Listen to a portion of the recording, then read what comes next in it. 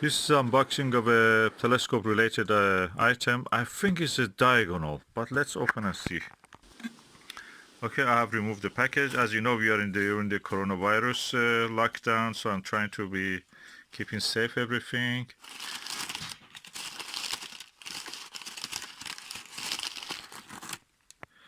Okay, this is the eyepiece. No, it says diagonal. Oh, hallelujah. It's quite massive. Let me just put this away. That's the container of it. Nothing in this. Oh, there is something like a screw. Yeah, two screws there. I'll put this apart away.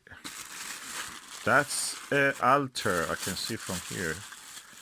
That is an Altair. I will disinfect it with alcohol before using, but anyway, at the moment I will disinfect this surface also. It's quite chunky. Okay, this is an Altair Prism diagonal. It's made of prism. It has a glass inside it. Instead of a mirror, which should be here, the whole thing is a prism. It's crystal. And that means you will have the best reflectivity from the beam of the light from the object to the eyepiece. And what that means for you, this will be perfect for seeing planetary details on objects like Mars, like Moon, like Jupiter. Festoons and all the cloud belts will be visible. Also the details on the disk of the Saturn and the rings of the Saturn. So really good item for this kind of observations. It comes with two adapters, one 1.25 inch adapter, the other one is a 2-inch adapter. So when you attach those screws, that will make it usable for that. I'm going to attach them now. Okay, I've now removed the cap. I've attached the screws. This is like a butter version of this. So probably you can turn it. No, it's not like butter. Click lock is not click lock. So you have to loosen up the screws, pull up the adapter. It's a compression ring style. You pull up this adapter. This is the 2-inch to 1.5-inch. You can see the prism here. No reflective surface, no aluminum that you lose the power. And this is the 2-inch version of it. And when you open this, it will be reflective. It works with the total reflection angle. So you are seeing the whatever is beyond. Really clear.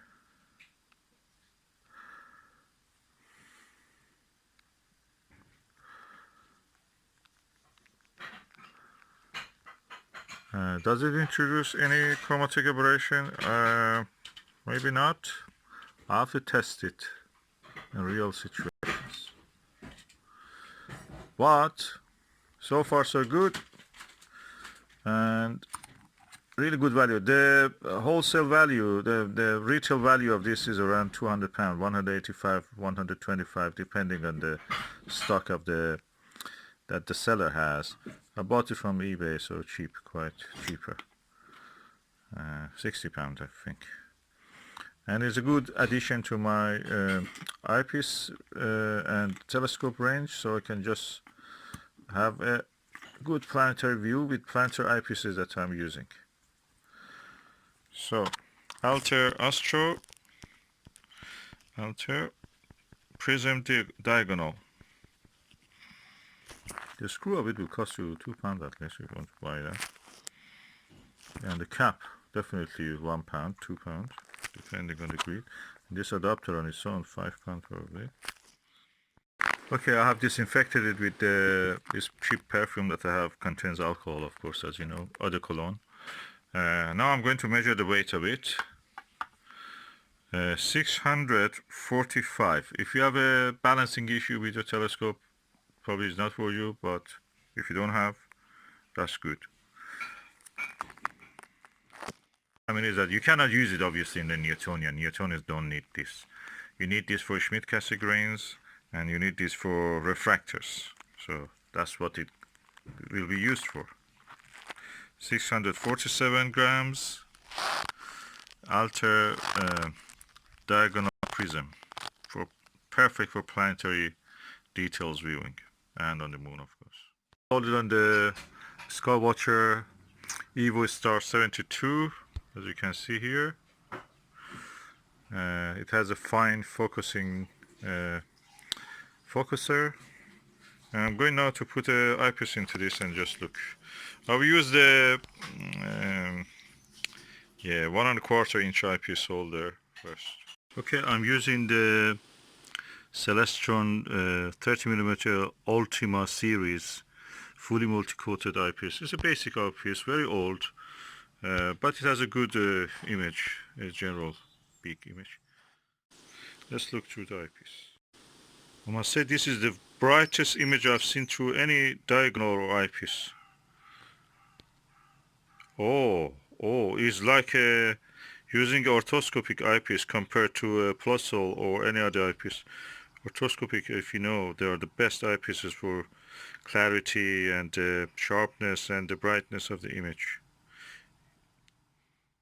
Okay, I'm trying to focus the camera on this bud of the tree, leaf bud.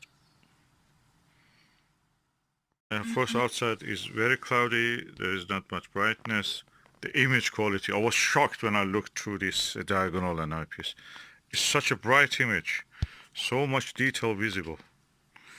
So good for this, and I must say I'm impressed. Diagonal Prism is definitely the best choice for clarity and brightness of the image. I will test it on the first occasion on the stars also.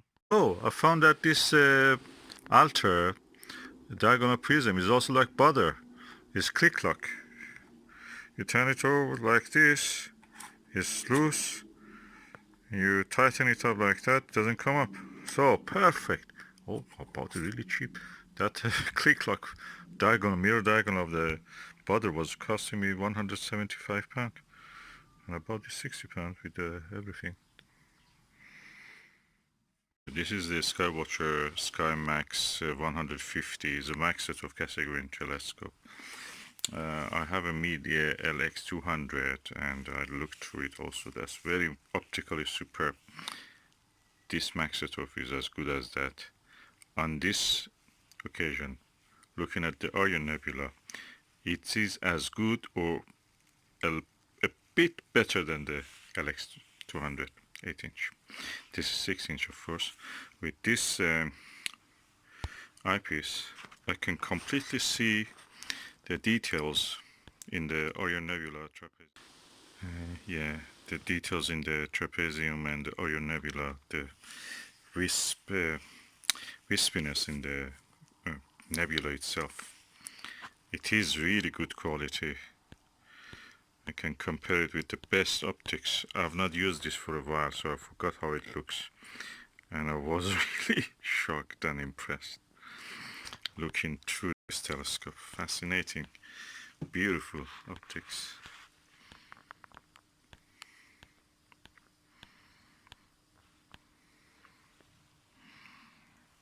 And this outside is not even completely dark yet, so, and not many objects are yet visible. I can make sure this is not very dark sky yet. And as you can see, we have light pollution. We are during the lockdown, COVID-19, coronavirus. So, impressive. The stars look pinpoint, and I can see the dark lanes and the wispiness and the feathery structures in the nebula itself, which I only saw with the LX200 in some occasions. I remember now why it is looking so crisp and sharp and bright, the image of the Orion Nebula, and it can show all the stars of the trapezium. The reason is not the eyepiece or the telescope just itself.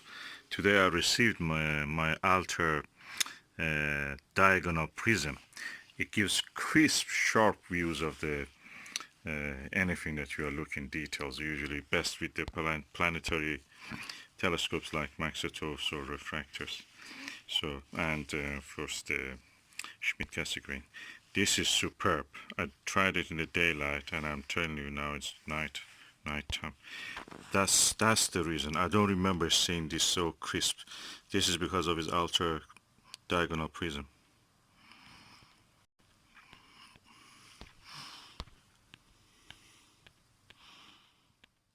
Always when I'm looking at the Venus, I see chromatic aberration, no matter what telescope I use, except with a little bit with the Schmidt-Cassegrain. This is a Maxetov, and I'm using a very wide angle eyepiece, 38 millimeter panel view, 70 degrees. So I should not expect much from this. You're wrong. I can see clearly the phase of the quarter Venus. It has passed the quarter phase. It's now gradually getting toward the crescent, the thinner crescent. So it is now in the middle of the constellation of Taurus, at the eastern part of it, in the middle of the Pleiades star cluster. Superb view. Is bright. Camera cannot show it, unfortunately. I tried it, it cannot center really. But that's a superb view. Venus is almost yellowish, and the stars of the Pleiades are beautiful. Beautiful. It's never seen such a thing.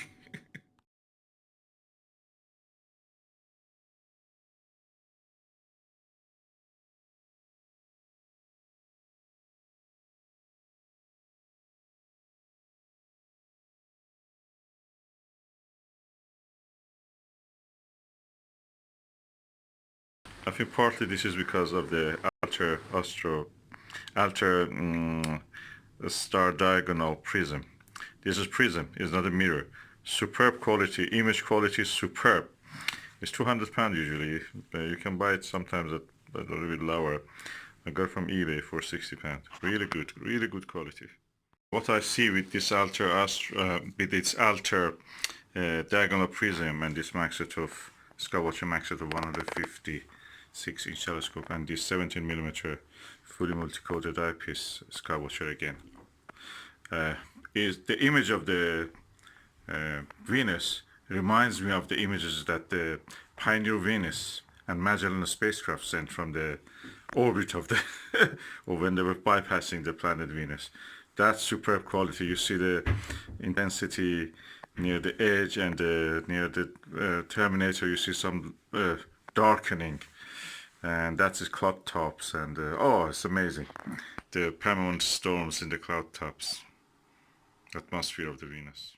So I've now changed it to a 6-inch refractor, 1200 millimeter focal length. It's a Skywatcher, and I can turn the eyepiece. Of course, you can see it's a long one, so I can just sit here and observe anything that I want. I'm using the bathroom for the window. The bathroom. We cannot go out with the COVID-19 disease caused by the coronavirus. We're under lockdown, but that is nice. We can just use this to look at the stars, and that's the planet Venus among the stars of the Pleiades, a star cluster in the constellation Taurus.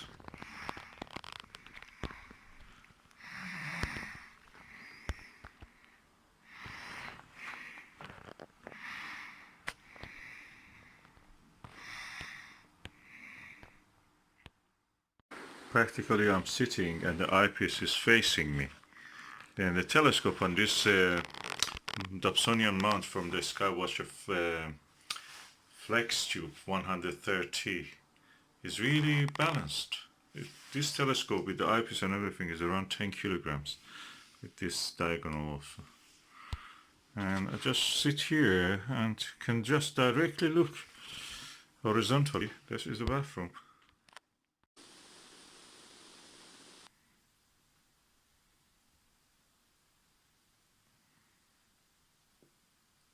The contrast and the beauty of this refractor.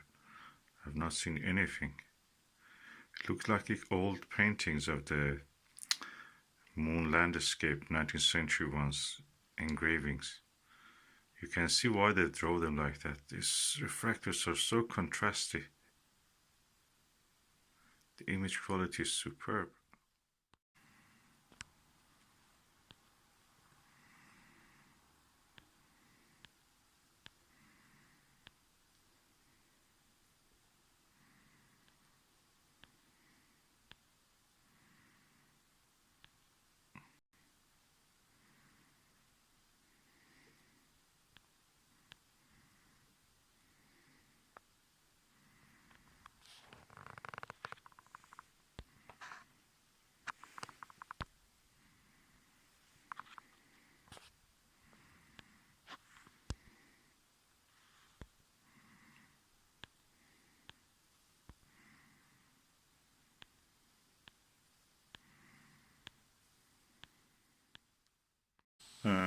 I think I am the most comfortable astronomer in the universe.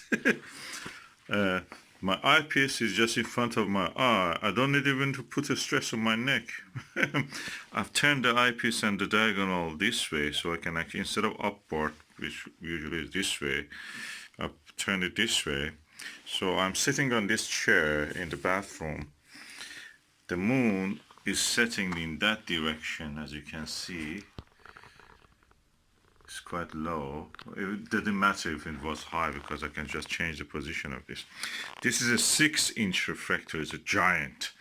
And because it's a giant, practically the tube can direct, usually in the sitting position for me.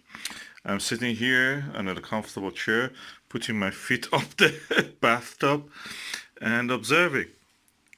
Let me show you, probably I can show you what I'm seeing.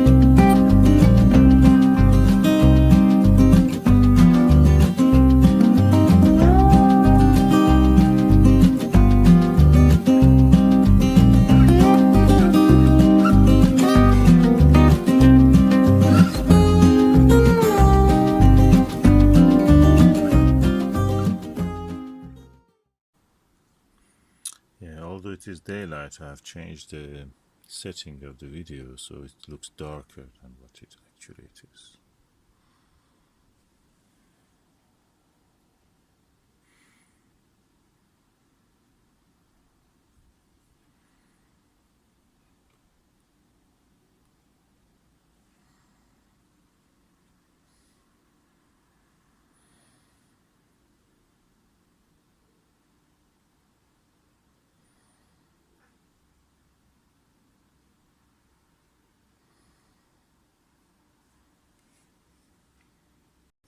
But where I'm making this video using a Meet LX200 Classic. It has a superior optic to anything that I have seen. And it has the slow motion controls unlike the LX9T. That makes it possible to actually move the images. As you can see, I'm moving the micro movements of the telescope. It's possible. This.